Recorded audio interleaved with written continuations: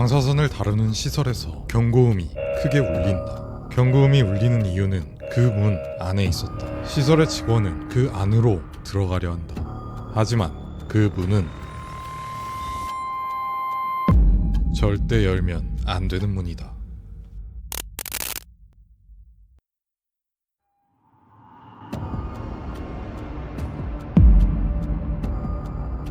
엘살바도르의 수도 산살바도르 소약 항구라는 곳에 1974년에 건설된 방사선 시설이 있다. 이 시설은 델메드 제약회사의 소유로 조사실 내부에서 유리 섬유 상자에 담겨진 팩이나 주사기 같은 제품들을 멸균 처리하는 시설이다. 자동 컨베이어로 이동되어 미로 같은 구조의 조사실 내부로 옮겨진다. 제품 상자를 양 옆에 두고 선원 렉을 수조에서 들어 올려 감마선을 쬐어 살균하는 원리이다. 이 선원 렉은 14개의 코발트 60 선원 펜스를 가지고 있었다. 코발트 60은 강한 방사선을 내뿜기 때문에 평소에는 수조 아래로 내려준다. 이 시설의 조사실은 방사선 피폭이 될 수 있기 때문에 그 문은 항상 잠겨 있었고 사람이 들어가려면 엄격한 안전 확인 후에 들어가야 한다. 제어판에 선원 렉이 수조 아래에 위치해 있다는 녹색 등이 켜져 있어야 하고 방사선 수치가 정상적이어야 열릴 수 있지만 몇 번의 스위치를 눌러 억지로 여는 것이 일반적이었다. 그렇게 이 시설이 가동되는데 문제가 발생했다. 1975년 가동 초기에 제품 상자가 선원 렉의 움직임을 방해하여 방사선을 내뿜는 일부 선원 펜슬이 바닥에 떨어진 것이다. 다행히도 전문적인 직원들이 안전에 유의하여 이 사고를 문제없이 대처했었다. 그 이후 또 다시 이러한 사고가 나는 것을 막기 위해 방호용 금속 덮개를 설치해야 했는데 하지 않았다. 그 이유는 첫 번째로는 당연히 돈이다. 설치하는데 돈이 든다. 두 번째로는 엘살바도르는 1979년 이후 계속된 내전으로 인해 소유주가 계속 바뀌면서 전문적인 직원들도 계속해서 바뀌게 된다. 인수인계가 계속되면서 점차 직원들은 간단한 실습 정도의 교육만 받고 일을 하게 된다. 거기에 더해 내전 중 방사선 시설은 적에게 표적이 될 수 있기 때문에 운전 절차, 안전 예방 같은 문서들을 유지하는 것을 꺼려했으며 심지어 제거하기까지 했다고 한다. 이런 시설에는 정부가 안전 규제 활동을 해야 했는데 2-3년에 한 번 방문하고 너무 심각한 문제 정도만 권고하는 정도로 끝냈다고 한다. 사람에게 위험할 수 있는 시설임에도 안전에 대해 점점 무뎌지다가 결국 그 문 안으로 사람이 들어간 그 날이 다가온다.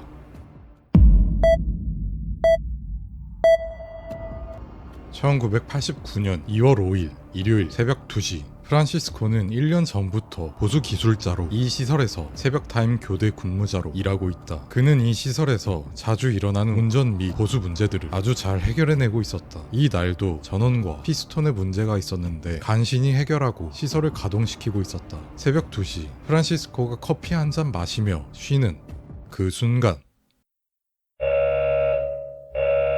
경고음이 시설을 뒤흔든다. 선원 렉이 수조 아래로 내려가지 못하고 있었다. 이 위급한 상황에 프란시스코가 제일 먼저 한 일은 경고음을 그냥 끄려는 것이다. 새벽에 요란하게 울리는 경고음이 그의 심기를 거슬렸는지는 알 수 없지만 어쨌든 그는 단순히 경고음을 꺼보려 했다. 하지만 실패하자 이러한 상황에서 사용하도록 만든 자체 제작 매뉴얼을 읽고 따르기 시작했다. 이 선원 렉을 외부에서 움직여 볼 수 있는 방법이 있었는데 조사실의 지붕 위 수압 기준기로 선원 렉을 들어올릴 수 있었다. 하지만 이 방법은 전문가들이 권장하지 않는 방법이었다. 이 매뉴얼은 시설에서 자체 제작했다. 전문적인 매뉴얼이 애초에 아니었다. 프란시스코는 이 방법으로 선원 렉을 들어올렸다가 다시 내려보았다. 경고음이 멎지 않는다. 프란시스코는 다시 천천히 매뉴얼을 읽어본다. 그리고 그는 제어판에 손을 대기 시작했다. 이리저리 눌러보는데 선원 렉이 수조 아래로 잘 내려가 있다는 뜻의 녹색 등이 켜졌다. 이것을 본 프란시스코는 에이 별일 없는 거네 라고 생각했는지 이제는 그 문을 열기 위해 다시 매뉴얼을 읽는다. 그 문을 열려면 방사선 수치가 정상적으로 되어야 한다. 프란시스코는 방사선 수치를 정상적인 수준이 되도록 제어판의 여러가지 버튼들을 빠르게 조작했다. 그리고 2시 30분 문이 열렸다. 프란시스코는 문이 열리자 곧장 들어가지는 않고 수분 동안 기다린다. 그는 환기를 시켜 방사선이 사라지길 바랬던 것 같다. 그리고 시설의 전원 스위치를 끄고 조사실 내부로 들어간다.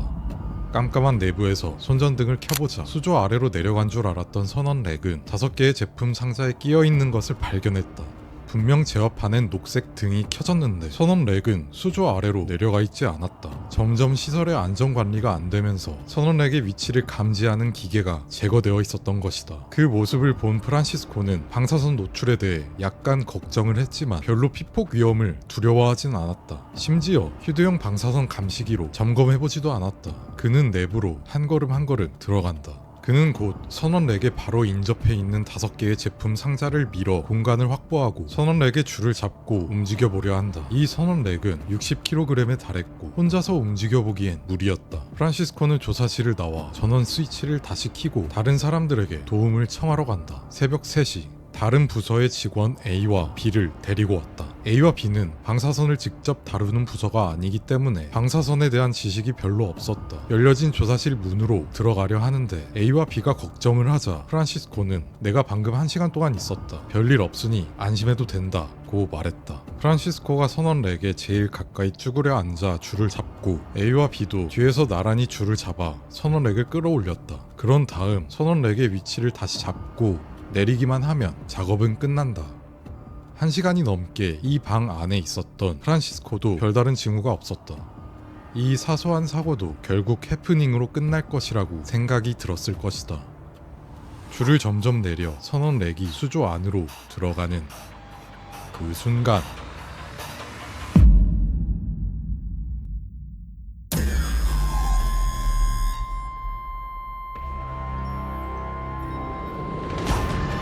파란 체렌코프 광선이 번쩍인다. 깜짝 놀란 새 직원은 황급히 위로 같은 조사실을 뛰쳐나온다. 3명이 헉헉대던 순간 프란시스코는 토하기 시작했다. 이것은 방사선 피폭의 전형적인 증상이었다. 조금 전에 프란시스코가 근접하여 선원 렉을 들던 순간으로 되돌아가 봤을 때 그는 별로 위험하지 않다고 생각했지만 숫자는 그렇지 않았었다. 이 사고 이후 이때의 방사선 노출량을 추측한 자료가 있다. 참고로 피폭량이 5g이면 반반의 확률로 사망한다.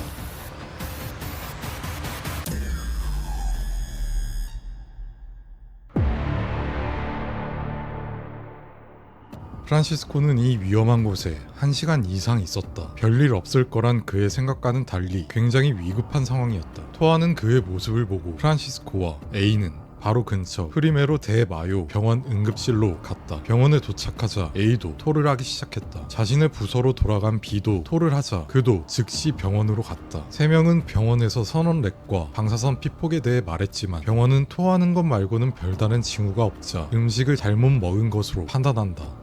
3일 휴가 진단서를 끊고 3명은 새벽 6시에 병원에서 나왔다. 한편 프란시스코와 교대를 하러 온 직원 C는 출근을 하자 조사실의 문이 열려있고 내부의 제품들이 널브러져 있으며 프란시스코가 없는 것을 보고 의아했지만 자신의 할 일을 그대로 하기 시작했다. 그리고 새벽에 프란시스코와 다시 교대를 해야 하지만 그는 시설에 올 리가 없었다. 직원 C는 24시간 시설을 가동시키다 결국 시설 감독에게 보고하고 퇴근한다. 그리고 시설 감독은 프란시스코를 해고한다. 사고를 당한 3명이 보고할 겨를도 없을 정도로 몸에 문제가 있었던 것 같다. 프란시스코가 사라진 것 말고는 외관상 보이는 문제가 없었기 때문에 시설은 5일 동안 정상적으로 가동된다.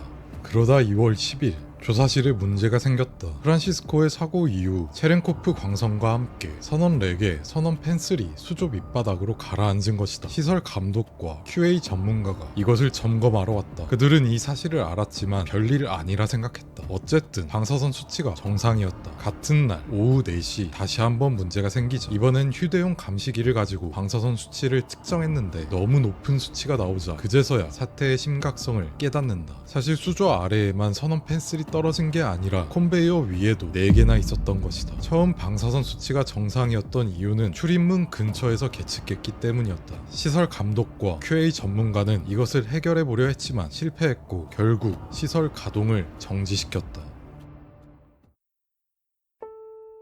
다시 시간을 돌려 2월 7일 프란시스코가 피폭당한 지 3일째 구토와 멀미에 시달리던 그는 다리와 손에 화상 증세까지 나자 다시 병원을 찾는다. 3일 전에는 구토 증세만 있었지만 이번엔 확실히 눈에 보였다. 손과 다리의 상태가 안 좋아 보였다. 그는 급성 피폭이라는 병명으로 입원한다. 프란시스코는 격리되며 본격적인 치료를 받기 시작했다. 방사선 피폭의 무서운 점은 징후가 잘 나타나지 않는다는 것이다. 2일 동안은 구토 증세만 나타나다 수일, 수주 동안 겉보기엔 별거 없어 보이지만 하지만 내부에서의 세포 파괴가 진행되고 그제서야 감염, 출혈, 폐혈증 등 구체적인 증상이 나온다. 프란시스코도 병원에 입원하고 한 달간 체중이 많이 빠지고 손과 다리의 상태가 안 좋았지만 그래도 본격적인 치료를 받으며 상태가 꾸준히 좋아지는 것처럼 보였다. 그렇게 치료를 받다가 사고 4개월 후 선원렉과 가장 가까웠던 다리의 상태가 너무 안 좋아졌다.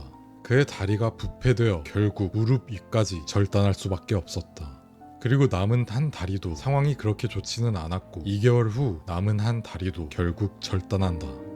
다리를 제외하고는 프란시스코의 상태가 점점 호전되는 듯 보였었지만 사고 6개월 후 8월 10일 프란시스코의 상태가 너무 안 좋아졌고 폐렴에 감염돼 8월 24일 폐에 대한 방사선 장애라는 사인으로 세상을 떠났다. 그 다음으로 선원렉과 가까웠던 직원 A도 다리가 부패해 갔다. 그도 역시 두 다리를 절단하였다. 하지만 계속된 치료를 통해 생명에는 지장이 없었다. 피폭량이 프란시스코보다는 적었다. 다행히도 A는 사고 7개월 후 일상으로 돌아갈 수 있을 만큼의 건강을 회복했다.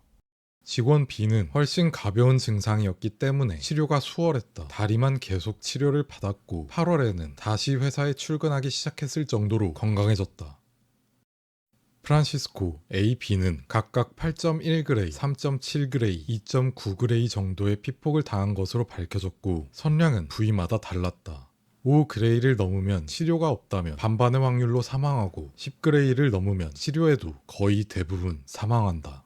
그리고 사고 이후 조사실을 들어갔던 시설 감독과 QA 전문가도 그 안에서 경미한 피폭을 당한 사실이 상당 기간 후에 알게 되었다. 시설의 모든 사람이 안전에 무지했다는 뜻이다.